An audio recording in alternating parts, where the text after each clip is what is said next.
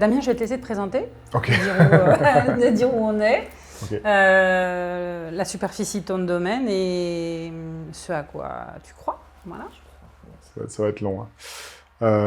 Donc mon nom c'est Damien Biel. Ici tu es au domaine qui s'appelle Marius Biel, qui est le nom de mon grand-père. C'est lui qui a créé le domaine dans les années 40. C'est une petite propriété familiale de 13 hectares. Elle est un peu plus grande, elle fait 17 hectares, mais il y a 13 hectares de vignes en production.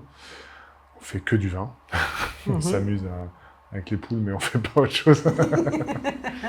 Et puis c'est un terroir donc à la lande de Pomerol, terroir de sable et de grave. On est en agriculture biologique, en biodynamie et on fait des vins de nature. Voilà. Et on est un peu tout seul, on a l'impression à faire ça, mais on est très bien. Seul Tu es vraiment le seul?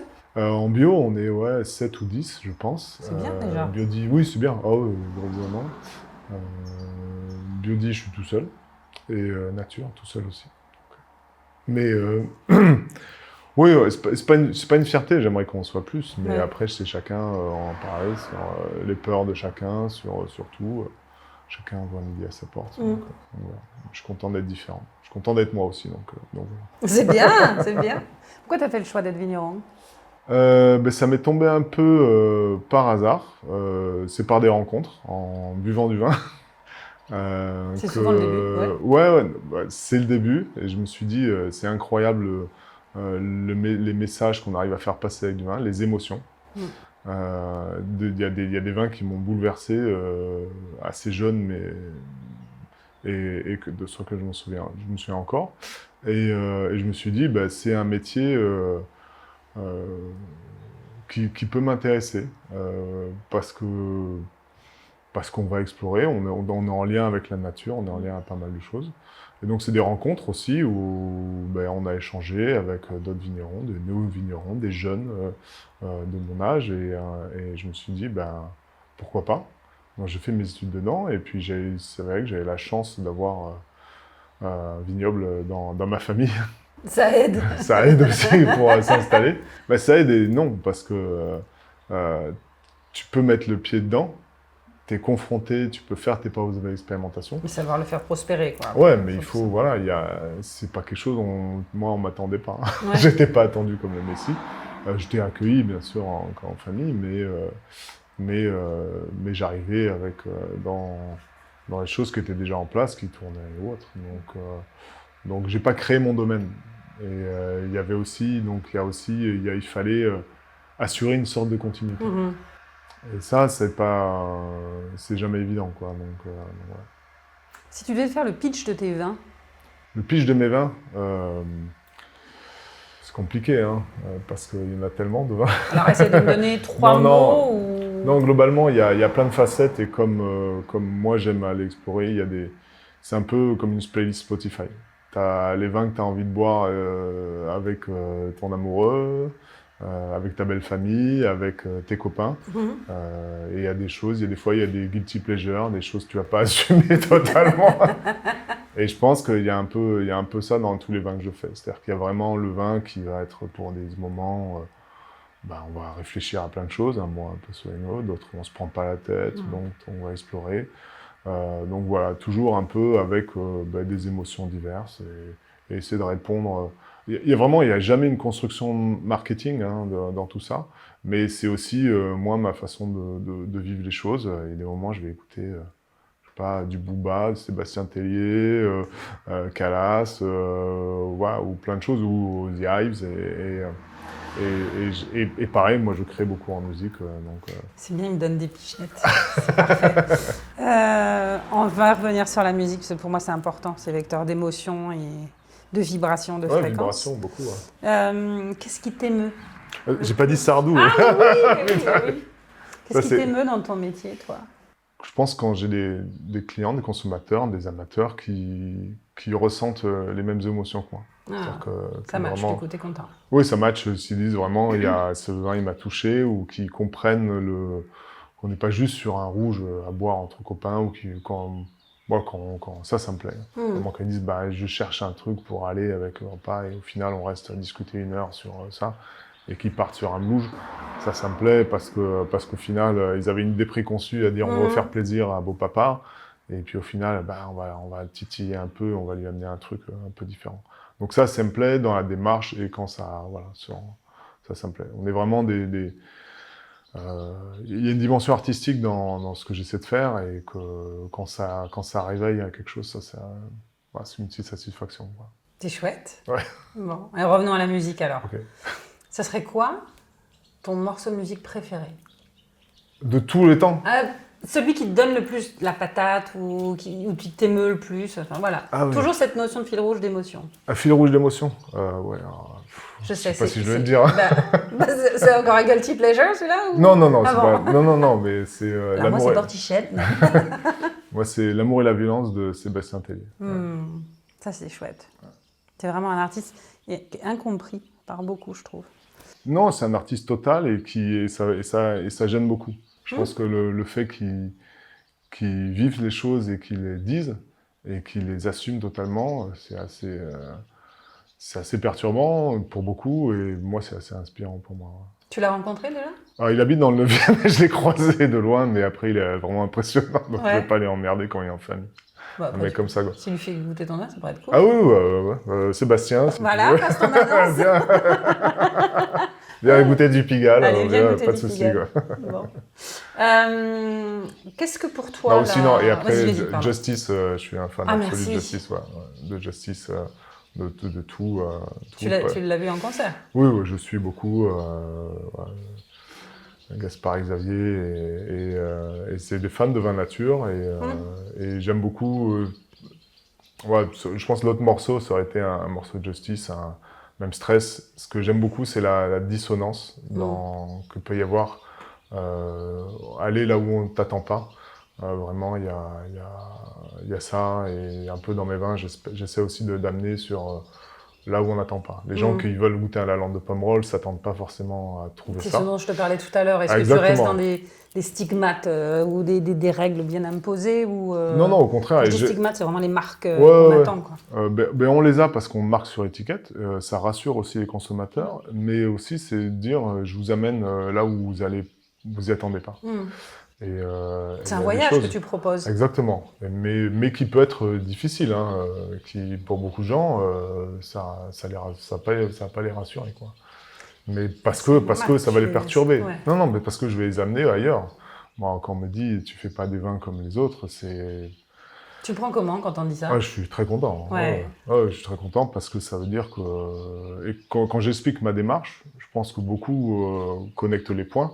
À se dire, au final, dans les vins que Damien fait sur ma SBL, il n'y a pas de filtre, il n'y a pas d'aromatisation, il n'y a pas de transformation ou de standardisation des vins.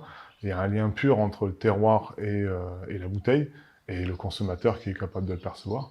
Et ça, il se pose la question sur dire, est-ce que tout ce que j'ai goûté avant, et dire ça c'était du Bordeaux, du Lalande de Pomerol qui était comme ça, est-ce que c'était vraiment ça?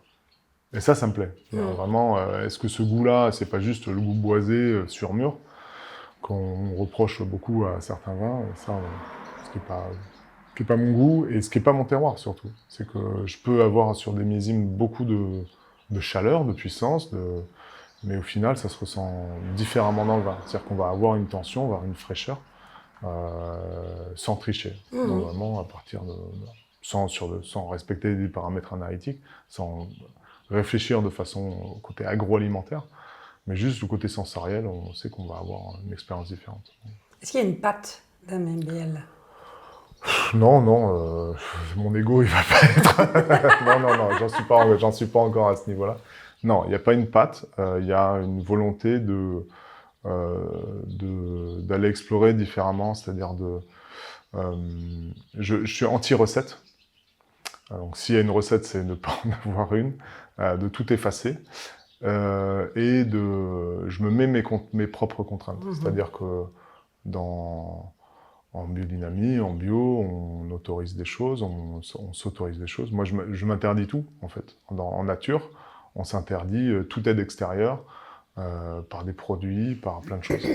Et moi, ça m'impose d'être beaucoup plus attentif à tout ce qui va se passer, à la fois à la vigne, au rocher, et d'être, comment dire,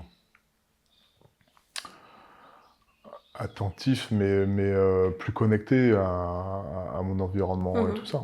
Et il faut lâcher prise pour faire les vins. Ce qui n'est pas simple. Hein, ce qui n'est pas simple. Alors, je ne sais pas si ça se sent dans les vins, mais moi, je lâche beaucoup prise dans mes vins. Et faire confiance à la nature, quoi. Donc, il y a beaucoup de méconnaissances sur la bio, c'est sûr, mais la biodynamie. Est-ce que tu pourrais donner, toi, ta définition de la biodynamie? Ouais. Alors, je vais me faire pendre. Non. Moi, ma définition, c'est pas rentrer dans l'histoire de toute la biodynamie et anthroposophie ou autre, ça c'est à côté. Je pense que s'il y a une recherche d'équilibre, moi, le maître mot pour moi, la biodynamie, c'est vraiment l'équilibre. Et donc, on va aller soit ramener un équilibre quand il est plus là. On va protéger un environnement, on va le mettre en valeur, et donc il y a des préparations qui vont aider à ça. Mais il y a avant tout une recherche d'équilibre, et pour moi, l'équilibre, il passe par être à l'écoute et être en phase avec le cosmos, quoi. Vraiment, avec tout ce qui nous entoure en haut, en bas, la plante, et être à l'écoute de ça. Donc, et cette recherche-là d'équilibre, moi, il y a une continuité dans le vin nature, parce que tu peux pas faire du vin nature si tu n'es pas en équilibre. Dès que tu es en sous-maturité, dès que tu fais des gros rendements, des rendements ridicules, que tu es en sous-maturité, que tu es en sur-maturité, que tu as des raisins qui sont malades, ou au contraire qui ont une énergie folle, la nature, elle va être là pour aller le réguler. Et quand tu es dans un chai, par exemple, et que tu travailles en nature, la façon de le réguler, c'est d'autres espèces levuriennes, on va dire de contamination, mais qui sont là pour gérer un excès. Et si tu es en excès ou en carence, ben, la nature va aller gérer cet excès ou cette carence en faisant autre chose que du vin. Elle va aller faire du vinaigre, ou blanc, ou un vin qui ne va pas être bon. Et moi, toujours, je vais essayer d'avoir la meilleure concentration possible, la chose la plus en équilibre, c'est pas meilleur, c'est même en équilibre. Le nombre de grammes juste, pour que la nature, ensuite, n'ait pas à gérer un excès ou une carence. Donc, tu es dans l'observation et tu accompagnes. Dans l'accompagnement et dans l'anticipation. C'est-à-dire que vraiment, il y a à être... quand je me balade toute l'année dans les vignes, c'est vraiment une balade, hein, parce qu'il y a le travailler, où tu as la tête dans le cep, mais il y a aussi un moment où tu es le matin à la fraîche et tu sens si la vigne elle souffre, si elle a arrêté de pousser, si elle va faire des choses. Et ça m'arrive très souvent de dire à mes gars, arrêtez ce que vous faites, rentrez chez vous, parce qu'on va faire de la merde. Globalement, moi le premier, j'ai la chance de travailler pour moi, d'être mon propre patron et de savoir que, ok, je me fais un planning de travail, mais j'ai pas envie. Et je régulerai ma to-do list à un autre moment, quoi. Ouais, parce que je sais que ça va être pas bien pour le vin, quoi. Et j'ai eu des stagiaires, j'ai eu beaucoup de salariés, et tout le monde est vivant. Et des fois, tu fais un travail de façon un peu mécanique. Ouais. Et ça, c'est au détriment de la qualité. Du vin, vraiment, c'est une éponge à émotions, c'est une éponge à sensations, à vibrations. Et quand tu fais un truc à contre-cœur, ou que tu bâcles un truc, c'est vraiment au détriment de la qualité du vin. C'est vraiment des micro-détails, mais cette intention qu'il faut avoir quand tu... Et dans la biodynamie, il y a l'intention. Quand tu fais toutes les préparations, il faut avoir des bonnes intentions, de bonnes prédispositions. C'est dans une recherche de qualité et d'équilibre. Voilà. L'équilibre, la biodynamie, pour moi, c'est... Mot équilibre. Équilibre. Très bien. On a parlé de ça, on a parlé de l'équilibre, on a parlé du domaine, on a parlé de ta vision des vins. Est-ce que tu as des projets en lien avec le développement de ton domaine, ou alors encore une fois, on parlait des lactofermentations, est-ce que tu as des projets bien précis que tu veux mettre en place, si tu veux nous en parler? Ouais, il y a plein de trucs. Ouais. J'aime développer d'autres cuvées, donc je t'ai parlé des Cabernet Francs, là, je pense, que j'ai mis en bouteille, 21, 22, 23. C'est en train de germer dans mon esprit, dans la cuvée, la façon de le présenter, de le faire. Donc ça, c'est un projet rapide. Je ne sais pas si je vais continuer à faire que du pur Cabernet Franc à part et que du pur Merlot, si un jour je vais réussir à les mélanger un peu. Mais cette démarche assez extrême à faire un pur Cabernet Franc à Armes de Pomerol, ça m'intéresse. Je veux faire un nouveau projet de cuvier avec Ah ouais? avec des. Et tu vas conserver celui de ton Oui, mais qui est pas, grand-père? en fait, qui est bien, mais sur lequel je veux pousser plus loin la Hmm. philosophie de vinification, donc avec des cuves qu'on va créer, pas mal de choses. Donc dès qu'on a un peu d'argent, dès qu'on vend un peu plus de vin, Si tu l'utilises pour ça. voilà, Ok. j'utiliserai pour ce projet-là de faire un nouveau cuvier, ouais. Ok. Ex nihilo. Eh bien oui. On parle d'émotion, on parle de musique, on parle de vibration. Les mots ont aussi une vibration Hmm. particulière. Euh, Est-ce qu'il y a un mantra ou une phrase ou que sais-je, des mots qui pour toi ont une importance particulière et qui sont inhérents à ton quotidien? À mon quotidien, Une citation ou quelque chose que... non, Non. j'ai pas une situation qui me vient en tête comme ça. Le lâcher prise, vraiment global, c'est ce qui va, c'est ce qui va guider et puis dire voilà, Très bien. voilà, lâcher prise. Lâcher prise, je prends. On parlait de catharsis, tu vois, tu as besoin d'évacuer aussi, parce que c'est un métier qui est quand même assez... mais qui est magnifique, mais qui est prenant, physiquement, mentalement.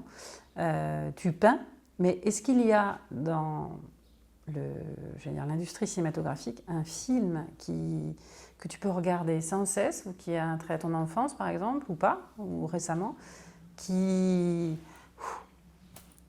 soit te fait questionner, soit t'émeut, toujours dans cette notion de vibes d'émotion. Ouais, il y en a beaucoup, hein. Eh ben, c'est pas grave, vas-y, cite-les. Voyage au bout de l'enfer, La ligne rouge.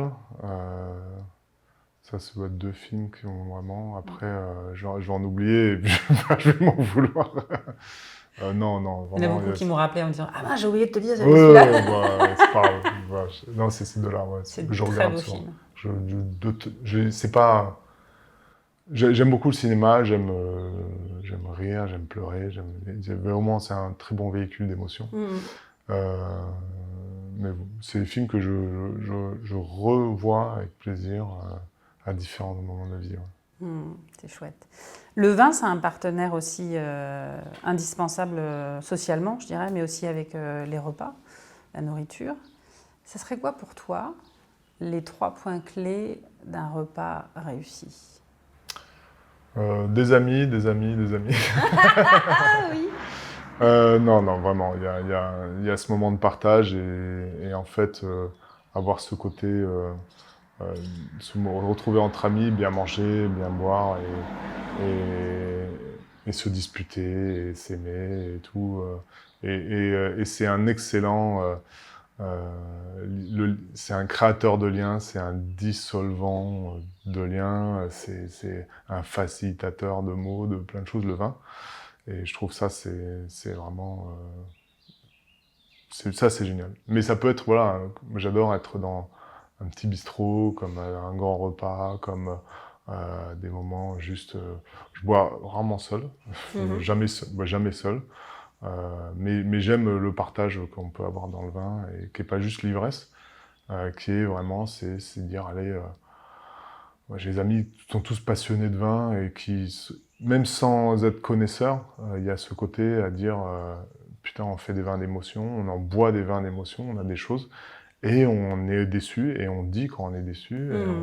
Il y a beaucoup de vins sur lesquels on projette énormément de choses, et on dit ah, c'est ça, ce machin. Ouais. Et au contraire, un petit truc arrivé de nulle part qui nous prend par surprise, et là, Un petit gifle. et tu prends un gifle. Là. Ça, c'est. Ouais, ça, c'est, Moi aussi, j'aime bien ça. j'ai des gifles là, récentes qui sont incroyables, quoi.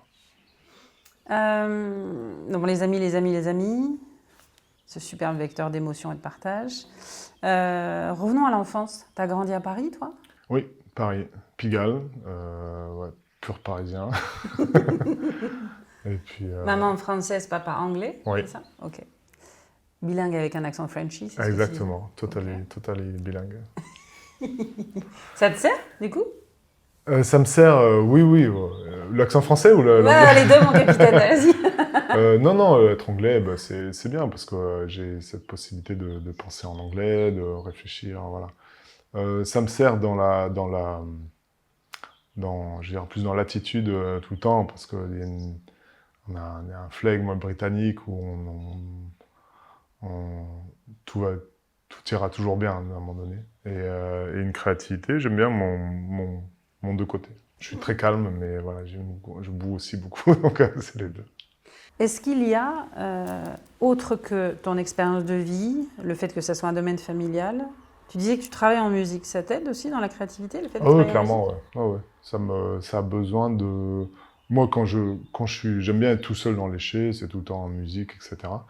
Ah, il y en a qui vont dire, mais pas des musiques trop fortes parce que les vibrations qui vont passer. Mais Ouais. non, ça m'aide beaucoup, ça rythme. J'ai besoin de rythme plus que de musique. J'ai besoin de donner un rythme à la journée. Et on fait souvent des très grandes journées. En vendange, on fait du 5 heures, minuit, tu vois. On dort 3-4 heures, on pense qu'à ça. Et moi, ça m'aide à tenir, à aller saccader, mais ça peut être des semaines entières à être sur, je vais pas dire sur un morceau, mais vraiment sur une dynamique et avoir une vibration qui est différente, quoi. Ok. Est-ce qu'il y a un dessin animé de ton enfance qui t'a marqué? Non, j'ai pas la télé quand T'avais j'étais pas la petit, télé. non. Ok. Un Donc, livre, une chanson peut-être? avec mon frère, on lisait énormément. T'étais bookworm. Ouais, on a une bibliothèque, tout était rempli. Donc on lisait tout. Mais des choses de pas de notre âge, mais on lisait tout, quoi. Damien, est-ce que ton père ou ta mère, ou tes frangins ou tes potes t'avaient donné un surnom?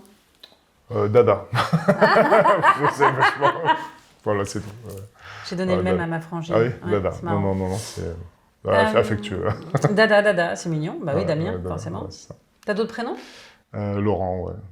C'était pas Dada, c'était Dada, c'était vraiment ça. D'accord, ok. C'est quoi l'ingrédient mystère qui embellit ton quotidien? L'ingrédient mystère, je pense que j'aurais pas la réponse. Pâte Parce de fille, que... peut-être? Non, je sais pas. Non. Non, elles embellissent pas mon quotidien. Non, il y a vraiment ce côté... il y a vraiment... Il y a plus une curiosité de vie à tout. Il y a un goût pour la vie, pour plein de choses, et pour dire que les choses sont comme ça aujourd'hui, mais elles peuvent changer. Donc c'est vraiment une curiosité de chaque instant. Et ça embellit, me dire, voilà, tout peut changer et tout peut arriver à n'importe quel moment, quoi. Donc ça, c'est... Voilà. J'aime. Ici, on est dans le Libournais, si Ouais. ma mémoire est bonne. Du coup, est-ce qu'il y a un plat typique ici? Ah oui, il y a l'emperoi à la bordelaise. Vas-y, décris, qu'est-ce que c'est ça? Ah, c'est un poisson préhistorique qui est cuit dans du vin avec du poireau et compagnie. Donc je t'encourage à en prendre. Ok. Tu détestes la première fois et après tu tombes accro totalement. Ah ouais? à ça. Mais c'est cuit au vin rouge, c'est vraiment hideux, c'est pas terrible. Mais c'est traditionnel. Mais gustativement parlant, c'est intéressant au bout de la deuxième fois. Ouais. D'accord. Premier coup, c'est un choc et faut y revenir la deuxième fois. Ok. Je raffole pas. Donc ça va avec tes vins? Ouais, parce qu'on les fait. En fait, il faut trouver la petite grand-mère qui a des vieux pots avec ses vieux vins. Et c'est des l'emploi millésimés, des trucs qui ont 20 ans. Et en fait, là, c'est un poisson qui est confit dans du vin rouge et c'est oui, très c'est bon. parti. Ouais, et c'est peut être au terme, mais c'est du poisson au vin rouge. Ça, c'est vraiment le petit plat typique. Ok. Mais faut trouver. En termes d'accords mes vins, t'as eu des choses proposées auxquelles tu t'attendais pas avec tes vins? Alors que je m'attendais pas, non, parce que je teste beaucoup de choses, Ah, trucs merci. bizarres. Que ça soit sur la cuisine asiatique, sur des huîtres, sur plein de choses, sur les vins oranges, sur vraiment plein de trucs. Donc surpris, non, mais curieux, ouais, à chaque fois. On ouvre des bouteilles tout le temps sur plein de mariages. Et voilà, la cuisine japonaise matche très bien avec les blues, les vins oranges, tout. Donc ça, c'est bien. Et sur des mélanges. Après, on essaie d'accompagner tout le temps, toute l'année. On essaie de faire du vin pour toute l'année. Bah oui. Si c'est le mot de la fin, qu'est-ce qu'on peut te souhaiter? De continuer. De continuer. Ouais. Ouais, de continuer à explorer, de continuer à faire les choses. Et puis qu'on se retrouve à déguster d'autres moments. Pas forcément mes vins, mais plein d'autres choses. Ouais, avec Partager. plaisir. Avec plaisir. Merci Damien. Merci, Cynthia.